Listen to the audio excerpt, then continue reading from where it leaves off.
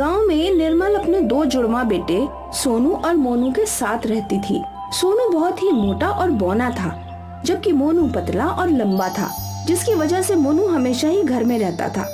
किसी ने भी उसका चेहरा नहीं देखा था, क्योंकि उसे अपने शरीर पर शर्म आती थी और सोनू अपनी माँ के साथ बाजार में सब्जी बेचता था। एक दिन उसकी माँ निर्मल सब्जी बेचने नहीं गई। सोनू अकेले ही सब्जी बेच रहा था। तभी वहाँ खेत का मालिक राकेश आया। अरे सोनू, सब्जी ही बेचते हो या कछु और भी? बाबा अभी तो सब्जी ही है। अरे हम कह रहे हैं कि हमारे बाग में आम लगे हैं, वो भी तोड़कर यहाँ बेचो, दोनों मुनाफा कमाएंगे। बोलो, कछु नुकसान है काजी? नहीं नहीं बाबा, कुछ भी नुकसान ना है, पर हम एक बारी माँ से पता करके ही तुम्हें कंफर्म करेंगे।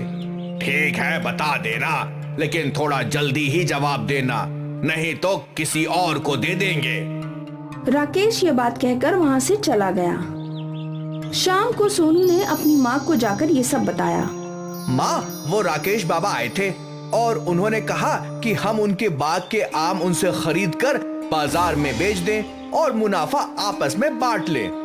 देखो सोनू, इस सौदे में कोई घाटा नहीं है, लेकिन राकेश एक बेईमान आदमी है, मुझे इस पर विश्वास नहीं है। लेकिन माँ, आम में कोई बेईमानी कर सकता है? जब किसी का काम ही बेईमानी करना होता है तो उसे सिर्फ एक मौके की तलाश होती है। माँ, आप निश्चिंत रहो, सिर्फ ये देखो कि ये सौदा कितना मुनाफा देगा। ठीक है सोनू, अगर तू मेरी बात नहीं मानता है तो ठीक है। हाँ माँ, मैं जाकर राकेश बाबा को हाँ कर रहा हूँ। सोनू वहाँ से चला गया और अगले दिन राकेश से आम लेकर बाजार चला गया। सोनू ने उस दिन सब्जी और आम एक बड़े ठेले पर रख लिए। आम ताजे थे तो लोग उस तरफ आकर्षित होकर आने लगे। भैया, आम कैसे दिए? 20 रुपए किलो। अरे सही लगाओ ना। भैया बिल्कुल ताजे हैं, 20 रुपए में ही ले लीजिए ना। ठीक है भैया, मैं आपके व्यवहार के कारण ही ये आम ले रहा हूँ। वो आदमी सोनू से आम लेकर चला गया। बाकी लोग भी वहाँ आने लगे और कुछ ही देर में सारे आम बिक गए, जिससे सोनू को बहुत खुशी हुई और सोनू ने शाम तक अपनी सारी सब्जियां भी बेच दी। अरे आज तो बढ़िया कमाई हो गई, आम और सब्जी सभी बिक गए। घर जाकर बताऊंगा तो माँ भी बहुत खुश होगी और राकेश बाबा भी बहुत खुश होंगे।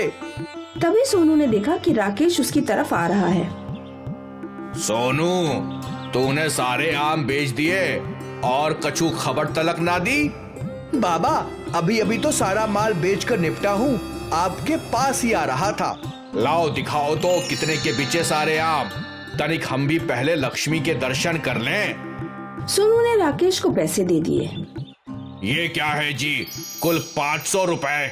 हाँ बाबा, 20 रुपए किलो ही तो बेचे हैं मैंने सारे आम, उससे 500 रुपए ही मिले। सोनू, हमें झूठ सुनना बिल्कुल पसंद ना है, इसलिए जो भी है सच सच बता दियो, वरना अंजाम बुरा हो जाएगा। बाबा मैं सच ही बोल रहा हूँ, सच में इतने के ही बिचे आम। मैं अब तुझे एक भी पैसा नहीं देने वाला हूँ। अब कल आम तोड़ के ले आइयो और ईमानदारी से बेचियो, तब कल ही मुनाफा मिलेगा। आज तो तूने बेईमानी की है। राकेश पैसे लेकर चला गया। सोनू बेचारा देखता ही रह गया। माँ सही कह रही थी कि राकेश बेईमान है, लेकिन मैं ही नहीं माना। सोनू घर चला गया और अपनी माँ को कुछ नहीं बताया और अगले दिन उसने ज्यादा आम तोड़े और बाजार में दिन भर में अपने अच्छे व्यवहार के कारण बेच दिए। शाम को राकेश आया। सोनू, आज के पैसे दे दे। ये लीजिए बाबा, आज पूरे 600 रुपए कमाए हैं। इसका मतलब कल भी तूने इतने ही कमाए थे? नहीं बाबा, आज मैं आम ज्यादा लाया था। इसका मतलब तूने आज और भी ज्यादा आम बेचे हैं। नहीं नहीं, मैं तुझे एक भी रुपया नहीं दूंगा। तू रोज रोज हमारे साथ बेईमानी कर रहा है, झूठ बोल रहा है। नहीं नहीं। राकेश उसे बिना पैसे दिए चला गया। निराश सोनू घर चला गया। सोनू को निराश देखकर उसकी माँ निर्मल ने पूछा, क्या हुआ सोनू, तू इतना निराश क्यों है? माँ, मुझे आपकी बात मान लेनी चाहिए थी, राकेश बाबा ने वही किया है। सोनू अपनी माँ को सारी बात बताता है। तू फिक्र मत कर, मैं सरपंच जी के पास जाऊंगी वो जरूर कोई न कोई हल निकालेंगे। निर्मल ने सरपंच को जाकर सब कुछ बता दिया, लेकिन निर्मल से पहले ही राकेश सरपंच के पास जाकर उसे सब कुछ बता चुका था। निर्मल, हमें राकेश ने बताया कि तुम्हारा बेटा बौना है, तो वो आम तोड़कर कैसे बेच सकता है, इसलिए तुम पैसों के लालच में किसी शरीफ आदमी को मत फंसाओ। जाओ, यहाँ से निकल जाओ। निर्मल चुपचाप वहाँ से आ गई और अपने दोनों बेटों को ये सब बताया। माँ, लगता है अब इस राकेश को मुझे ही सबक सिखाना पड़ेगा। मैं अभी आ रहा हूँ, तुम किसी से कुछ मत कहना। मोनू राकेश के बाग में गया और उसने अपने दोनों जादुई हाथ लंबे किए और सारे आम तोड़कर भर लिए। फिर उसने सारे आम को अपनी पीठ पर लाद लिया। मोनू के अंदर ये विशेषता थी, जिसका फायदा उठाते हुए उसने सारे आम दूर ले जाकर छिपा दिए और घर आ गया। अगले दिन मोनू और निर्मल सब्जी बेचने गए। वहाँ राकेश सरपंच के साथ आया। क्यों रे सोनू, तूने मेरे सारे आम चुरा लिए? क्या समझता है कि मैं तेरा कुछ नहीं कर पाऊंगा? मैं तो इतना छोटा हूँ सरपंच जी, मैं ये कैसे कर सकता हूँ? हाँ, बात तो सही है सोनू, तू ये कर ही नहीं सकता। मैं विश्वास के साथ कह रहा हूँ कि ये सोनू ने ही किया है। अपनी बात से मत मुकरो राकेश, ये तुमने ही उस दिन कहा था। राकेश को अपने किए का एहसास हो गया था। अब वो सच बात सरपंच को बता भी नहीं सकता था, इसीलिए वो चुपचाप अपने घर चला गया। सोनू और मोनू ने वो सारे आम गरीब लोगों को बांट दिए और खुशी खुशी रहने लगे। ये कहानी है एक बहुत ही मेहनती इंसान योगेश की। योगेश एक टेलीकॉम कंपनी में काम करता था। योगेश की शादी को 2 साल हुए थे और उन्हें 2 जुड़वा बच्चे भी थे। अब इन दोनों के सारे सपने पूरे करने के लिए मुझे और ज्यादा मेहनत करनी पड़ेगी। जी, करनी तो पड़ेगी, लेकिन मुझे लगता है ऊपर वाले ने हमें इसीलिए जुड़वा बेटे दिए हैं क्योंकि हम उनका अच्छे से ख्याल रख सकते हैं। आप ज्यादा टेंशन मत लीजिए, जो पैदा करता है वो पालता भी है। पालने को तो बच्चे कैसे भी पल जाते हैं, लेकिन मैं चाहता हूँ कि इनके सारे सपने पूरे हों।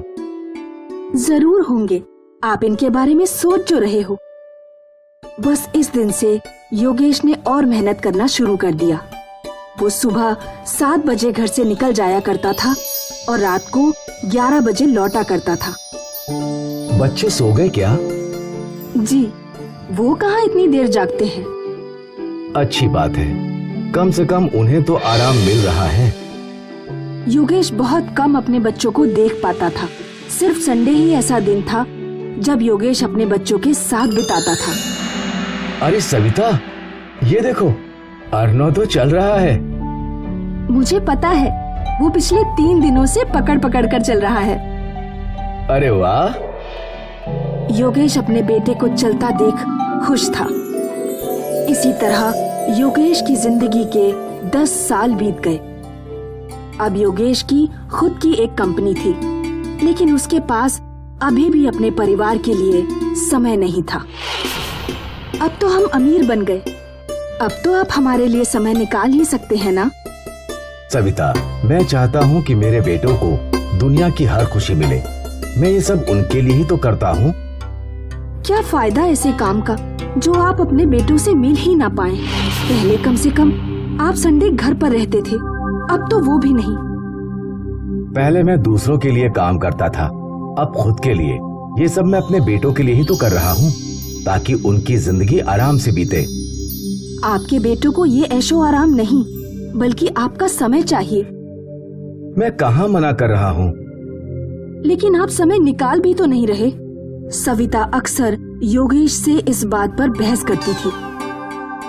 ऐसा करते करते 5 साल और बीत गए। योगेश के दोनों बेटे अर्नव और आर्यन बड़े हो चुके थे। एक दिन उनका पूरा परिवार डिनर पे मिला। पापा, अगले हफ्ते हम पढ़ने के लिए फॉरेन चले जाएंगे। पता है मुझे, हम चाहते हैं कि हम कुछ टाइम अपनी पूरी फैमिली के साथ बिताएं। ये तो बहुत अच्छा आइडिया है। आप हमारे लिए टाइम निकाल पाएंगे? तुम भी ना सविता, एक काम करो, तुम तीनों कल सुबह ही हमारे केरला वाले हॉलिडे हाउस में चले जाओ। मेरी कल एक इम्पोर्टेंट मीटिंग है, उसके बाद मैं परसों सुबह वहां आ जाऊंगा। अगले 3 दिनों के लिए मेरा पूरा टाइम तुम लोगों का। सच्ची? यस माय सन, बिल्कुल सच्ची। आप पक्का आएंगे ना? हाँ सविता, पक्का, प्रॉमिस। योगेश की ये बात सुनकर पूरी फैमिली बहुत खुश थी। आर्यन और अर्नब ने उसी रात पैकिंग शुरू कर दी। I am so happy. हाँ, पापा पहली बार हमारे साथ हॉलिडे मनाएंगे। बट मुझे अभी भी डाउट हो रहा है।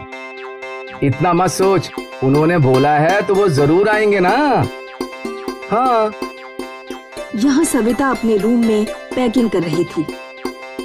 मैं पक्का आपकी पैकिंग कर दूं ना? हाँ, और मेरे फेवरेट टी शर्ट मत भूलना। मुझे अभी भी यकीन नहीं हो रहा कि आप आएंगे। मैंने पिछले हफ्ते ही ये प्लान बना लिया था, सोचा तुम लोगों को सरप्राइज दूंगा। अरे वाह, आप कब से ये सोचने लगे? बस अब बूढ़ा होते जा रहा हूँ ना। बूढ़े होंगे आपके दुश्मन। अगली सुबह सविता अपने दोनों बेटों के साथ कार में निकल गई। योगेश अपने ऑफिस गया और उसने अपना पूरा दिन का काम खत्म किया। फिर वो भी अपनी गाड़ी में हॉलिडे होम की ओर चल पड़ा। रास्ते भर वो एक्साइटेड था कि ये उसकी पहली फैमिली हॉलिडे है। अर्नो और आर्यन बहुत खुश हो जाएंगे। वैसे भी अगले 1 साल वो फॉरेन में अकेले रहेंगे। योगेश ने खुशी खुशी अपने हॉलिडे होम का गेट एंटर किया और वहां पहुंचकर उसकी चीख निकल गई।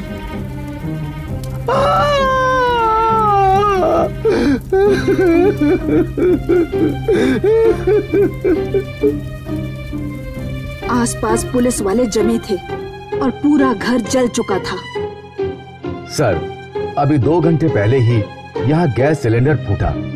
आपकी पूरी फैमिली जल गई, कोई नहीं बचा। योगेश अपने आप को संभाल नहीं पाया। वो अपनी फैमिली को टाइम देने आया था और उसकी पूरी फैमिली ही खत्म हो गई। वो बेबस था।